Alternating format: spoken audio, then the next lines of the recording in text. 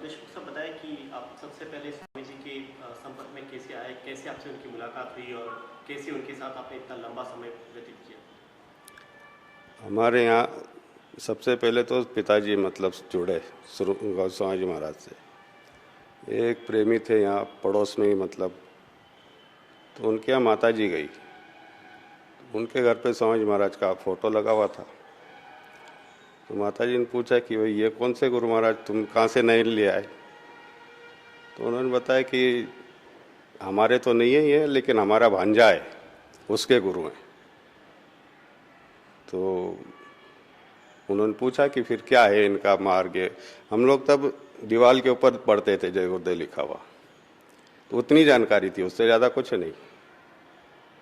तो फिर उन्होंने उनको बुलाया, उनके भांजे को, वो आके बैठे, उन्होंने स्वामी महाराज के बारे में बताया। हम छोटे छोटे थे तब, बैठ के हम लोग भी सुनते थे। तो सबसे पहले पिताजी गए 72 में, और वो नामदान लेके आए। हम लोग तो तब सब खाने वाने वाले थे, खाना ही अपने आप में मतलब समझते थे कि क्षत्रिय हैं तो हमारा धर्म है। लेकिन जब उन्होंने समझाया कि भाई ये अपना खाना नहीं है, जानवरों का खाना है ये मांसाहार, तब जाके वो बात समझ में आई। और वो तब से मतलब सबसे पहले पिताजी मुड़े, फिर हम लोग करीब 6 महीने में ये समझ लो कि पूरा परिवार स्वामी जी महाराज के शरण में आ गया। हम लोगों ने 73 में नामदान लिया। स्वामी जी महाराज ने चित्रकूट में कार्यक्रम रखा था 73 में, फरवरी के महीने में, तो वहाँ पे मुझे नामदान मिला स्वामी जी से। तब से मैं जुड़ा स्वामी जी। उसके बाद कई कार्यक्रम किए, और कुछ योग ऐसा रहा या दया उनकी रही कि तब से आज तक कोई कार्यक्रम मैंने नहीं छोड़ा। पूरे हर कार्यक्रम में पहले जाता रहा, और फिर इमरजेंसी के बाद में, इमरजेंसी में गुरु महाराज को 21 महीने बन रखा था। उस दरम्यान में पिताजी को भी उसी आधार पे स्वामी महाराज से जुड़े होने की वजह से उनको भी जेल में रखा, 21 महीने वो भी रहे। दोनों लोग रहे, जिनके जरिए हम लोग जुड़े थे, वो गायकवाड़ साहब, लक्ष्मण राय गायकवाड़, और पिताजी, ये लोग पूरा 21 महीने और स्वामी महाराज। हिंदुस्तान में ये 3 ही लोग ऐसे थे जो पूरा 21 महीने जय गुरुदेव संगत वाले, बाकी लोगों ने बाद में गए तो थोड़े थोड़े टाइम के लिए अलग अलग समय पर गए। तो कुल मिला के मतलब, और उसके बाद जब यज्ञ किया स्वामी महाराज ने 3, पहला अयोध्या में किया, दूसरा अहमदाबाद में, तीसरा काशी में। तो काशी यज्ञ के बाद में मैं स्वामी महाराज के साथ आश्रम पे मतलब गया, तो एक दिन के लिए था दर्शन के लिए। कुछ योग ऐसे बने कि स्वामी महाराज टूर पे निकलने वाले थे, तो साथ में बिठा लिया मुझे, तो मैं तब से मतलब साथ में। और उसके बाद आने के लिए पूछा, तो गुरु महाराज बोले क्या करोगे घर जाके? तो बस फिर ये सिलसिला चलता रहा, घर के लोग भी आते रहे, उन्होंने भी पूछा कि भाई अब काफ़ी टाइम हो गया, इसको ले जाएं हम। बोले नहीं, ये बच्चा यहीं रहेगा। माता जी काफ़ी दबाव था कि मतलब घर ले चलें। तो एक बार उन्होंने हिम्मत भी की कि वही दर्शन लाइन में पहले बैठ के दर्शन दिया करते स्वामी महाराज, तो लाइन में बैठी थी माता जी, और ये पूरा मन बना के कि जैसे ही स्वामी महाराज आएंगे और मैं ये पूछूंगी कि मतलब इसको ले जाऊं, तो अभी ये कुछ बोलती उसके पहले, जबकि कोई ज़्यादा परिचय नहीं था घर वालों से, लेकिन जैसे ही माता जी का नंबर आया, उनके सिर पे हाथ रखा, तो माता जी कुछ बोले उससे पहले गुरु महाराज बोले बच्चा यहीं रहेगा। वो अवाक हो गई, कुछ बोल नहीं पाई। और फिर वो धीरे धीरे मतलब फिर हम लोग भी ऐसे हो गए कि मतलब घर की याद कम और गुरु महाराज के साथ ज़्यादा जुड़ गए। ये सिलसिला करीब 10-11 साल तक चला। उसके बाद में मैं घर आ गया था। घर आने के बाद स्वामी महाराज ने खुद मेरी, एक कार्यक्रम में हम लोग भंडारे के टाइम पे गए हुए थे, तो स्वामी महाराज ने आगे रह के कि भाई तुम्हारी शादी करनी है। तब तक मेरी शादी नहीं हुई थी, उम्र तो काफ़ी हो गई थी, 36 साल का हो गया था उस टाइम में। जैसी आपकी मर्जी। तो उन्होंने ही रिश्ता तय किया, मैंने लड़की देखने में नहीं गया। पिताजी मेरे साथ थे, उन्होंने भी नहीं देखी। जब वहाँ मंडप में सामने बैठे, उस टाइम पे मतलब पता चला कि इस लड़की से शादी हो रही। और वो वही लोग हैं जो आप कल राजा जी के यहाँ गए थे, तो उनके यहाँ जो वो परिवार, वो साले हैं मेरे। तो और उन्हें भी नहीं पता था कि किस लड़के से शादी हो रही, केवल स्वामी जी महाराज ने मंजूर किया और 4 घंटे के अंदर शादी निपटा दी। शाम को 4:30 बजे बातचीत की, 8:30 बजे तो बिल्कुल फुर्सत से बैठे थे। और फिर वापस हम लोग आ गए, और जब भी प्रोग्राम में स्वामी जी महाराज निकलते थे तो वहाँ से मुझे संदेश आता, मैं हाजिर हो जाता था। तो वो सिलसिला आखिरी टाइम तक चला। आखिरी जो टूर किया स्वामी जी ने 2-2.5 महीने का, उसमें ही मैं था। और आश्रम तक गए हम लोग, वापस वहाँ से छोड़ने के बाद में वापस आ गया घर। ईश्वर जी, आपने कितने समय तक स्वामी जी के साथ गाड़ी चलाई? जिस वक्त आप गाड़ी चलाते थे उस वक्त स्वामी जी क्या आपसे बातें करते थे? किस तरह का उनका रुख होता था जब वो गाड़ी में बैठते थे? बिल्कुल सहज रहते थे, ऐसा लगता ही नहीं था कि मतलब महापुरुष बैठा है अपने साथ में, या ऐसे जैसे एक परिवार का आदमी हो। कभी हमें महसूस नहीं हुआ कि मतलब हम किसी विशेष व्यक्ति के साथ में चल रहे हैं।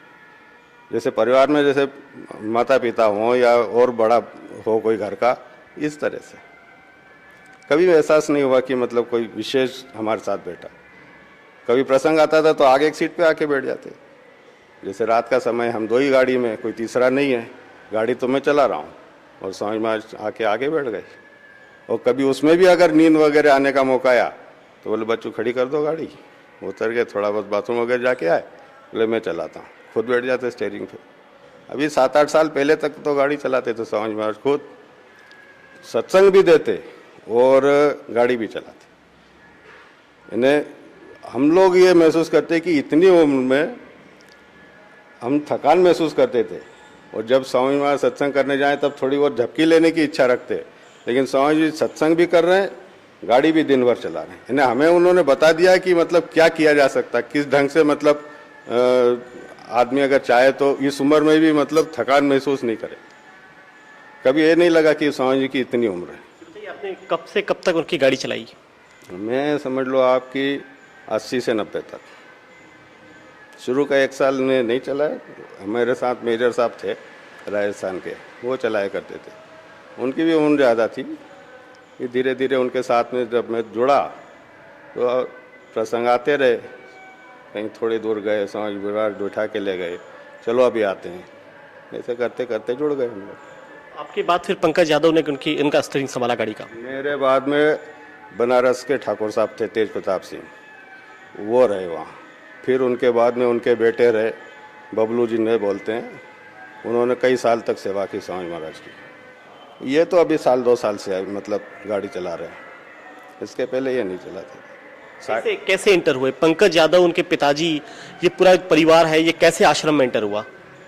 आश्रम में आने का तो मुझे कोई जानकारी नहीं, क्योंकि मैं वहाँ से जब निकल आया था 90 में, उसके बाद में ये वहाँ पे पहुँचे। मैं इनको जानता भी नहीं था। लोगों ने जब बताया, ये थोड़ा जब फिगर में आने लगे तब बताया कि भाई, पूछा मतलब जानकारी कि भाई ये कौन व्यक्ति हैं, तब पता चला कि ये खितौरा के हैं और स्वामी महाराज के साथ में पढ़ने के लिए यहाँ रखा है स्वामी महाराज ने। इनका मतलब वहाँ गांव में रहते हैं तो मथुरा में पढ़ना है, इसलिए तो इतनी जानकारी मेरे को। और किस तरह के अटैचमेंट्स थे पंकज यादव के स्वामी जी के, इनके बीच किस तरह की बातें होती थी? क्या पहले ऐसा कुछ पूर्वानुमान था कि इस तरह से बाद में जाके न्यूसेंस क्रिएट कर सकते हैं? नहीं, ऐसा कुछ भी नहीं था। ये तो कुछ इनकी मानसिकता इस तरह से बनती गई कि भाई हमको ही ये चीज़ आगे करना है। बाकी स्वामी महाराज ये है संत मत। संत मत में परिवारवाद बिल्कुल नहीं चलता। हमारे दादा गुरु थे स्वामी महाराज के गुरु महाराज, तो उनके 3 बेटे थे। 3 बेटे होते हुए भी उन्होंने अपना काम गुरु महाराज को सौंपा। तो ये संत मत है, इसके अंदर कोई परिवारवाद नहीं चलता। इसमें जो योग्य होगा, जिसने अंतर की कमाई की होगी, वो ही इस मार्ग को आगे चला पाएगा। ये कोई खाला जी का घर नहीं है कि जो मर्जी आए वो इस काम को लेके आगे।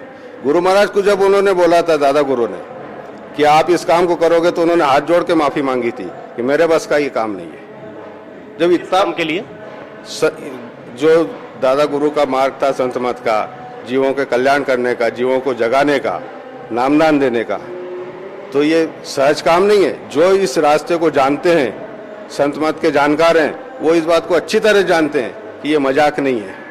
और स्वामी महाराज ने कई बार माफी मांगी कि मैं ये काम नहीं कर पाऊंगा, लेकिन उन्होंने कहा तो मेरा आदेश नहीं मानेगा, तब उन्होंने जब देखा कि गुरु महाराज का रुख कड़क है, तब ये शांत हुए और फिर बोले जैसी आपकी आज्ञा। तो भी उनके जाने के कई वर्षों तक चुप रहे, कोई मूवमेंट नहीं की। जी बताएं, जितना बड़ा एम्पायर स्वामी जी ने अब खड़ा हुआ है, जितने लोग हैं, जितना बड़ा आश्रम है, जितनी बड़ी प्रॉपर्टीज हैं, आज से कुछ साल पहले तक जब आप उनके साथ रहते थे तब क्या हालात थे? हालात तब भी संगत तो स्वामी महाराज ने बगैर मीडिया, बगैर किसी साधन के, अपने बल पे लोगों के घरों में जाके एक एक आदमी से मिलके इतना इतना समय, इतना इतना प्यार दिया लोगों को। आप खुद कल्पना करें कि आपने इस वक्त में जितना प्रचार या स्वामी जी का नाम मीडिया में देखा होगा या प्रचारित किया है, इतना इसके पहले कभी नहीं हुआ ना। मैं फाइनेंशियल बैकग्राउंड की बात कर रहा हूँ। हाँ, वो मंजूर है ना। तो हिंदुस्तान के अंदर 20 करोड़ से ज्यादा शिष्य हैं, तो आप सहज कल्पना करें कि वो सर्वे सर्वा गुरु महाराज को मानते। ये तो आप लोगों ने जितना आंकड़ा निकाला है, ये बहुत कम निकाला है। अगर उनकी संपत्ति को इसमें जोड़ दिया जाए, क्योंकि हम लोग अपना सब कुछ उनका मानते हैं, मैं अपनी बता रहा हूँ, दूसरे माने या नहीं उसकी तो अलग बात है, लेकिन मैं जैसे मान रहा हूँ तो मेरा सब कुछ उनका है, तो ये आंकड़ा तो बहुत कम हुआ। अगर जरूरत पड़ती है, गुरु महाराज कहते कि भाई ये इधर जरा मुझे जरूरत है, तो हमारा सब कुछ अर्पण था उनको। तो ये उस हिसाब से तो बहुत मामूली चीज। और उससे बड़ी बात मैं आपको बताऊं, महापुरुष जब आते हैं वो सारी सृष्टि के मालिक होते हैं। जिसकी ये सृष्टि है वो भी उनके आगे नतमस्तक होता है। तो उनको खाली एक छोटी सी चीज का मालिक बता के या एक थोड़ी सी संपत्ति का मालिक बता के, ये तो उनका अपमान हो गया। पूरी सृष्टि को जवाबदार होते हैं। ये नहीं कि खाली मालिकाना हक दिखा रहे हैं, वो एक एक जीव के लिए जवाबदार हैं। संत महापुरुष जो होते हैं वो तो जमीन पर रह के लोगों को सेवा देते हैं, लोगों की सेवा करते हैं, लोगों को अच्छा मार्ग दिखाते हैं। लेकिन इतना सब प्रॉपर्टी इकट्ठा करने की कहाँ बात हो गई? कैसे इतनी सारी प्रॉपर्टी वहां इकट्ठा हो गई? इतना बड़ा आश्रम बन गया, आज कई सारे कमरों में हीरे जवाहरात और केश मिला है, तो ये सब कहाँ से आया? किसने देखा? या आप बोल रहे हैं, किसी ने देखा तो नहीं। कल्पना है अपनी, आपकी, हमारी, सबकी, या जैसा अभी प्रचारित हो रहा है उस हिसाब से कल्पना है। जो एम्पायर खड़ा हुआ है वो तो दिखता है ना साफ साफ, है ना। वो गुरु महाराज जो दादा गुरु थे, उन्होंने बताया था गुरु महाराज को कि मेरा एक चिन्ह यहाँ बना देना।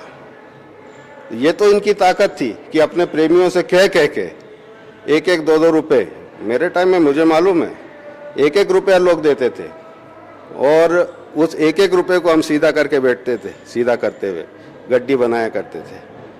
और वो कौन देता था? जिसके बदन पे पहनने के लिए बनियान भी नहीं, फटे हाल बनियान, वो आदमी अपने पेट काट के और गुरु महाराज को भेंट करता था। उसको उससे कोई अपेक्षा नहीं कि गुरु महाराज इसका क्या कर रहे हैं। आज भी हमें कोई वो नहीं है कि गुरु महाराज को जो भेंट लोगों ने दी या हमने दी, उसका आगे क्या होना है, क्योंकि उसका फल जो हमें मिलना था वो हमें मिल चुका है। आदमी कोई भी चीज किसी चीज में लगाता है लागत, तो वो उसका केवल ये चाहता है कि इसका हमको प्रतिफल मिल जाए, तो वो तो उसको तुरंत मिल गया है। अब उसके बाद उस चीज का क्या हो रहा है उससे कोई लेना देना नहीं। तो हमें उससे कोई भी मतलब अपेक्षा नहीं किसी भी चीज की, कि उसका क्या होगा या कौन क्या इस्तेमाल कर रहा है, हमें कोई मतलब नहीं। लेकिन आज तो जो लड़ाई हो रही है पूरी संपत्ति को लेकर हो रही है। नहीं हो रही लड़ाई, ये केवल आपके विचार हैं, मीडिया के विचार हैं, आपस में कोई लड़ाई नहीं है। सब गुरु महाराज ने इतना बढ़िया सबको पढ़ा के रखा है। अगर केवल वो अपना विचार कर लें उस पर बैठ के, तो कोई समस्या कहीं पे भी नहीं है। स्वामी जी महाराज ने 3 व्यवस्था बना रखी थी। 3 लोग प्रचार में जाया करते थे, वो अपना काम करते। जिसको आश्रम पे के ऊपर सौंप रखा था वहां की जवाबदारी, वो आश्रम देखे, कोई अड़चन ही नहीं है कहीं से कहीं तक। स्वामी जी ने अपने रहते हुए कभी ये नहीं सोचा कि इतना बड़ा सब कुछ जो एम्पायर खड़ा किया है, जितना बड़ा गौशाला है, जितना बड़ा आश्रम है, जितनी